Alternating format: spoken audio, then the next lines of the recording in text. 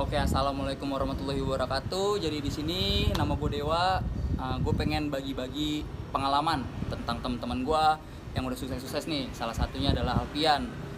Dia seorang tunanetra, tapi dia sudah bekerja di salah satu bank, namanya Permata Bank. Oke, banyak nih.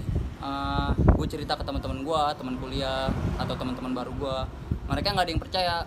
Kayak, masa sih temen lu buta gitu atau tunanetra. Sekarang gue datengin, gue bikin konten bareng dia, gue pengen tanya-tanya dia, oke? Gimana ya, bener gak? Iya benar. Oh. Terus kita cerita-cerita aja ya tentang di SMA. Kok lu bisa sih masuk negeri, itu gimana ceritanya sih? Iya, jadi waktu itu ya sama sih seperti teman-teman biasa pakai jalur lokal gitu kan. Dengan masuk pakai NEM, ya itu pun bisa dibilang keberuntungan gue bisa masuk di 98. Beruntungan ya, Iya. jatuhnya ya. Beruntungan bisa dibilang. Tapi perasaan lu tuh pertama kali lu, anjir, gua tunanetra nih, gua minoritas, gua diterima di SMA Negeri 98 kan, yang notabene favorit juga di daerah sini ya. Iya betul. Itu gimana tuh perasaannya? Minder kah atau apa? Perasaannya sebelumnya mungkin bangga karena bangganya gue bisa ada di sekolah favorit itu. Tapi di sisi lain gue agak sedikit awalnya ngerasa minder lah bergaul dengan teman-teman yang berbeda dengan gue, yang bisa melihat gitu kan. Iya benar. Cuma setelah gue menjalaninya ya enjoy aja karena dari gue SD pun teman-teman gue teman-teman yang normal, yang biasa, nggak pernah malah bergaul dengan teman-teman yang seperti gue gitu awalnya. Ya gue berusaha menyesuaikan aja gitu. Info nih ya buat kalian, sebenarnya Alfian tuh awalnya bisa ngeliatin ya. Iya awalnya bisa. Cuman karena ada suatu tragedi lah ya. Iya Nggak usah jadi disebutin. menyebabkan Kebutaan. Iya betul. Tapi di SMP pun lu normal kan masih atau Masih bisa baca, masih bisa nulis gitu. Dan masih bisa lihat lah, kalau lihat orang, lihat benda gitu masih bisa. Cuma bisa, makin ya? bertambahnya usia makin menurun penglihatan gua. gitu ya. Terus juga pertama kali mos nih, jadi kakak kelas tuh ngobrol, jadi ada nih angkatan kalian satu orang tunanetra. Set dah, pas gue kali denger, siapa ya, gue pengen jadi temennya dia nih. Pertama-tama tuh awal-awal kan gue pengen, gue bayar sama dia nih, ya nggak tahu kenapa emang dijodohin kali ya. Sekelas dong coba.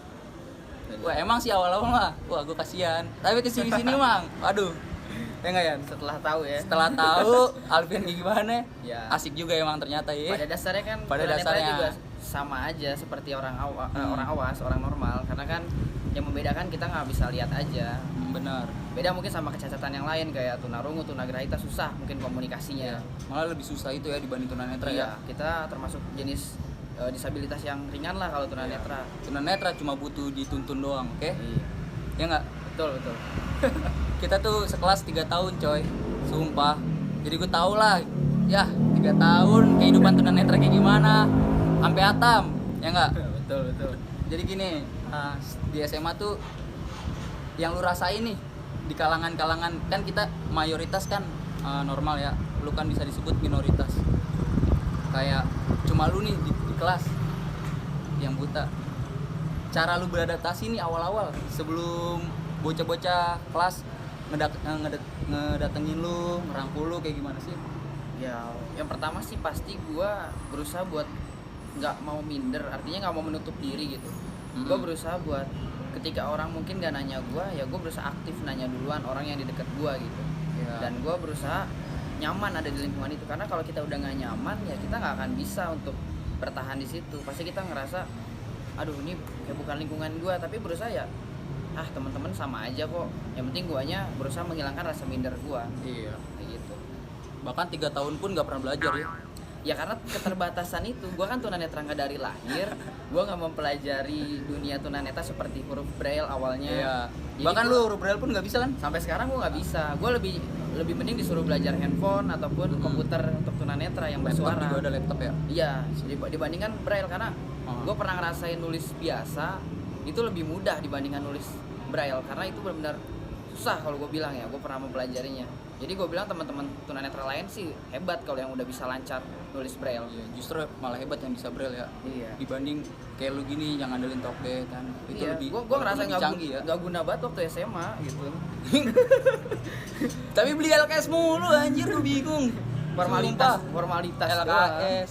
Dulu sampai disebut apa? Joki Assalamualaikum. Iya. Gila, datang gimana? Presentasi Presentasi. cuma assalamualaikum Assalamualaikum, doang. Sisanya teman-teman yang bacain, yang presentasi. Perkenalan diri doang. Nongol-nongol di akhir ya. Iya. Waalaikumsalam warahmatullahi wabarakatuh. Anjir, semua orang juga mau kayak Hidup gitu doang. tidur di SMA. Tapi pernah nggak lu ada satu guru atau gimana yang bodoh amat lu mau tunanetra atau enggak? Tugas ya tugas ini ke gua gitu. Pernah nggak sih lu ngerasa kayak Pernah ada. Jadi emang dia nggak mau tahu walaupun dengan kondisi gua kayak gini, gua harus tetap untuk mengerjakan tugas-tugas seperti yang lain, nggak dibedakan gitu. Gua tetap harus jawab soal sendiri, nggak dibantu. Pernah gua ngerasain gitu. Pernah ya? Ada. Tuh guru apaan tuh kalau gue tahu? Guru Nggak, mata pelajarannya mata pelajaran. Guru sejarah sih. Buset, guru sejarah. Gue tahu tuh siapa tuh guru sejarah tuh. Karena gue pernah dihukum juga karena gue nggak ngerjain tugas gitu. Dan Iya. dulu kan seringnya kan gue joki minta kerjain nih gitu Iya. kan. Tapi kalau dia mah harus benar-benar sendiri gitu kan. Heeh. Terus di SMA tuh oke. Selama di kelas tuh kesusahan lu berada di sekolah negeri itu kayak gimana sih? Selama di kelas tapi ya kan kalau di lingkup sekolah gede tuh Iya. mencakup angkatan kelas 1, 2, 3, tapi ini cukup di kelas aja yang Dalam hal pembelajaran. pembelajaran. Oh pembelajaran. Kalau pergaulan gue yakin. Ntar lu Gampang ceritain ya, aja pergaulan juga, tapi ini pembelajaran dulu. Oh pembelajaran. Kalau pembelajaran sih kesulitannya karena dari awal basicnya gue nggak ngerti untuk alat tulis tunanetra ya. Jadi ketika teman-teman yang lain nulis gitu, gue agak kesulitan, gue bengong gitu. Kadang harus ditulisin sama temen gitu lah, dijokiin. Joki. Tapi kalau emang sekalinya guru jelasin gitu kan, ya gue berusaha buat memahami itu aja ketika guru jelasin. Kalau kesulitannya ketika nulis aja gitu. Sama, Nulis ya, kalau disuruh nulis doang sih paling ya Iya. yang ribet. Karena kan kalau ulangan atau apa dibacain. dibacain. Tapi kalau untuk pergaulan, Kalau pergaulan mah gue ikut main seperti teman-teman biasa. Dulu kita kan main kuda reot. kuda reot. Anjir dituntun anjing naik kuda reot, gila. Coba bayangin. Lari juga olahraga kan, Lari ikut, mau ngapain aja ngikut ya enggak. Bahkan bisa. sampai cabut sekolah, Cabut pelajaran waktu cabut itu. pelajaran, bukan cabut sekolah ya. Bukan, Cabut pelajaran. Ceritain. Kalau gue yang ceritain, nggak seru, lu aja lah yang ceritain. Kalau cabut pelajaran waktu itu kan ada salah satu teman kita yang provokatorin lah bisa dibilang. Ada, tahu gue juga orangnya.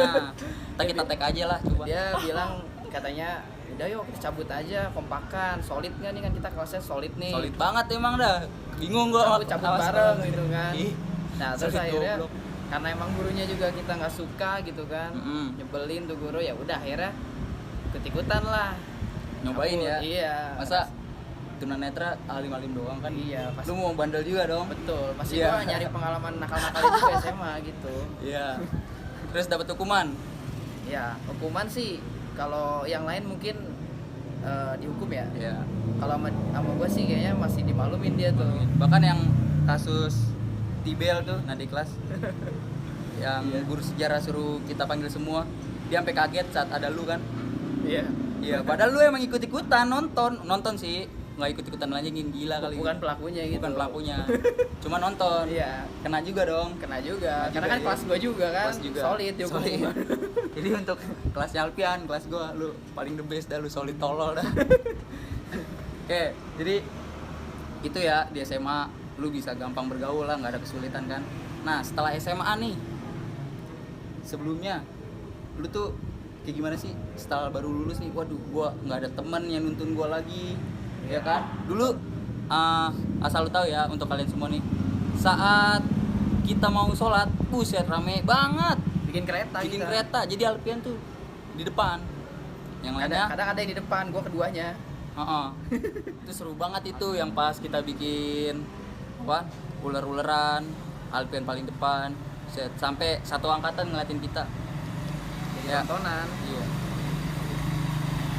Tapi itu nggak bikin lu malu kan saat di SMA? Enggak lah, justru gue ngerasanya teman-teman semuanya mau apa ya, ngebantu gue gitu. Kita sama-sama sholat bareng gitu kan. Iya. untungnya lu dapat kelas di kelas kita ya, jadi apapun kita ajak, kayak misalkan sholat kita juga nggak diskriminasi kayak udah ketika nggak usah temenin aja lah, Ya, bahkan nyusahin. di luar sekolah pun, di luar jam sekolah pun masih sering nongkrong kita bareng di luar kan. Di luar jadi lu bersyukur juga tuh kan. Iyalah, punya teman-teman yang Iya. mau bergaul sama gua. Gue pun juga bersyukur dapat pengalaman punya temen yang tunanetra, kayak biasa-biasa aja kan, udah sering lah di SD, SMP. Nah saat di SMA gue punya salah satu temen yang tunanetra dan kebetulan sukses, anjir, lebih sukses daripada gue. Terus saat lu lulus nih akhirnya nih, Der, lulus, Iya. lu ngapain dulu tuh?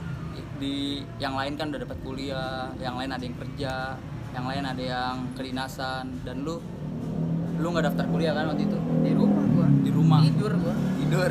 Tidur, nggak ngapa-ngapain. Ya kerjanya makan tidur.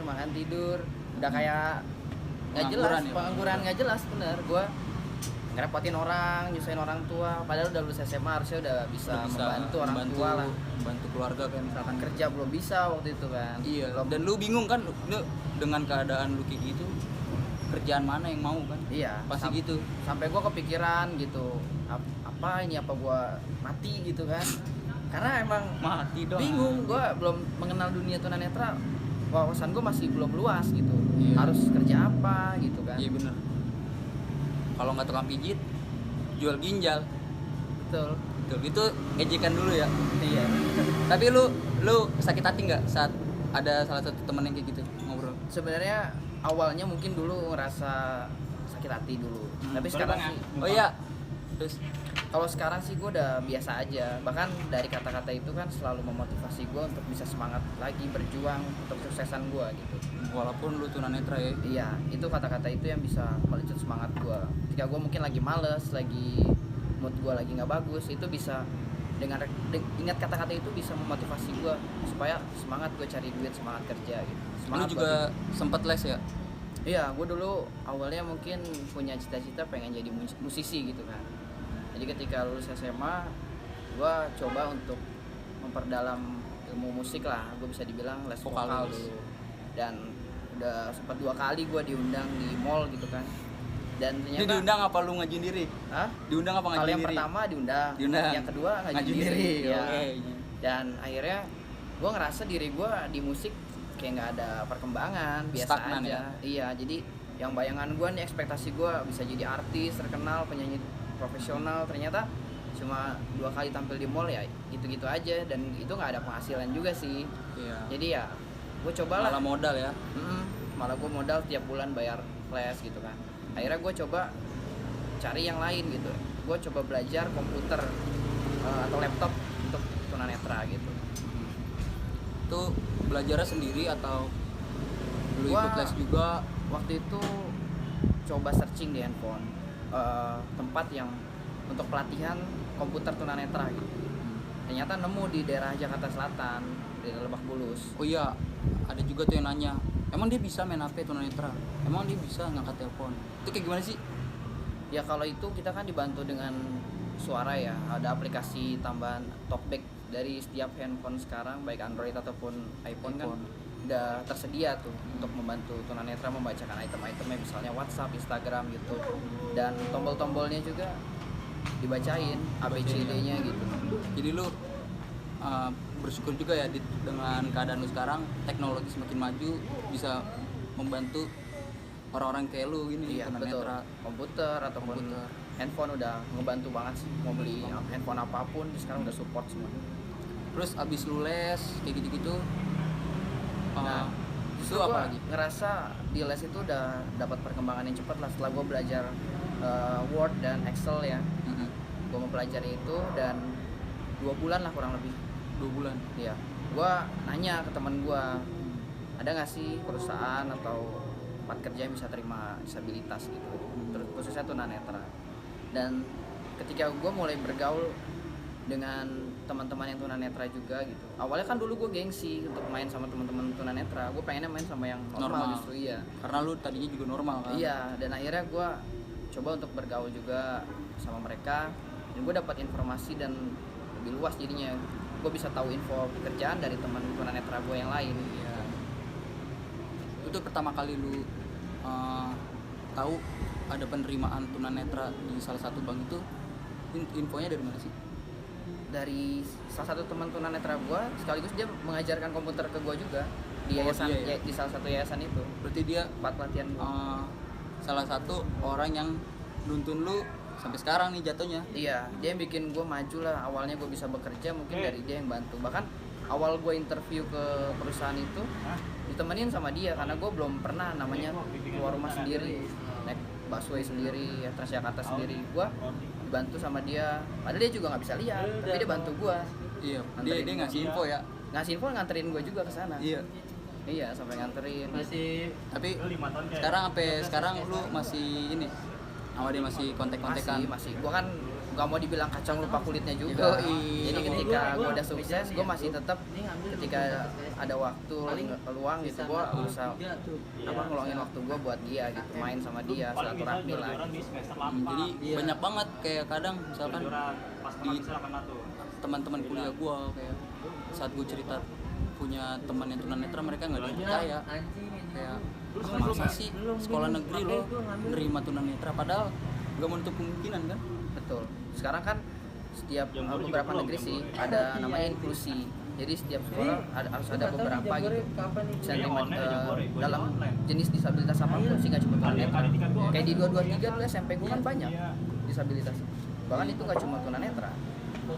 Malah lu berusaha ya, dibanding lu masuk SLB gitu kan, Iya. notabene semua ya orang-orang disabilitas, entah itu tunanetra, tunarungu. Karena dari dulu emang gue gak mau masuk SLB. Iya. Selagi ada sekolah formal yang bisa terima, gue lebih baik masuk sekolah formal.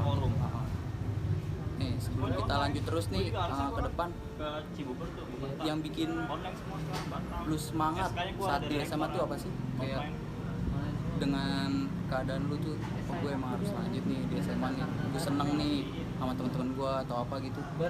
Yang bikin gue semangat pastinya orang tua ya, karena semua orang tua menginginkan anaknya itu kan sukses, lulus paling enggak ya minimal SMA gitu kan. Ya dari orang tua aja yang selalu ngingetin gue supaya jangan jadi orang yang gagal gitu. Walaupun dengan keadaan kayak gini lu harus tetap berusaha ya. Iya, karena zaman sekarang kita mau udah lulusan SD atau SMP kan Lu nggak bisa apa-apa. Nah jadi ya berusaha kuat aja gue, tahan mental gitu kan. Nah, terus pernah nggak lu merasa terpuruk saat di situasi lu paling terpuruk saat lu di SMA deh? Pas lagi SMA ya. Oh, Kalau pas lagi SMA situasi terpuruk gue, entah itu dikejar tugas, entah itu emang karena pendidikan teman-teman, entah itu karena emang lu ngerasa teman-teman lu bisa kayak gini, gue cuman kayak begitu, cuman gue bisa diem doang, sedangkan teman-teman gue banyak bantu gue. nah, sebenarnya situasi yang bikin gue nggak nyaman itu ketika anak-anak yang lain bisa ngerjain tugas, nulis gitu kan. Sementara gue diem gitu.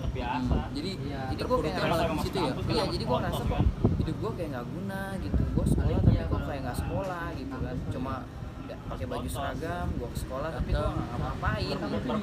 Gue pengen juga bisa nulis gitu kayak teman-teman, biar ya sekolah juga ada manfaatnya gitu. Tapi karena gue nulis juga pada saat itu udah nggak bisa, ditambah gue huruf braille-nya juga belum bisa, jadi gue harus ngapain, gue bingung di situ.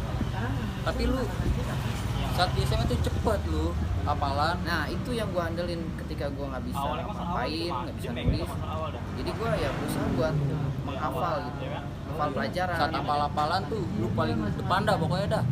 Ya karena ya gue mau buktiin dari mana lagi kalau bukan dari hafalan gue gitu. Ketika misalnya ada disuruh menghafal, misalnya bahasa Inggris, hafal dialog atau pelajaran agama, menghafal apa gitu, ya gue berusaha buat paling dulu gitu, paling cepat gitu. Terus pas sekarang kan lu kerja nih, kehidupan lu sekarang kayak gimana sih di kerjaan, kesusahan lu? Kesusahan ya. Iya.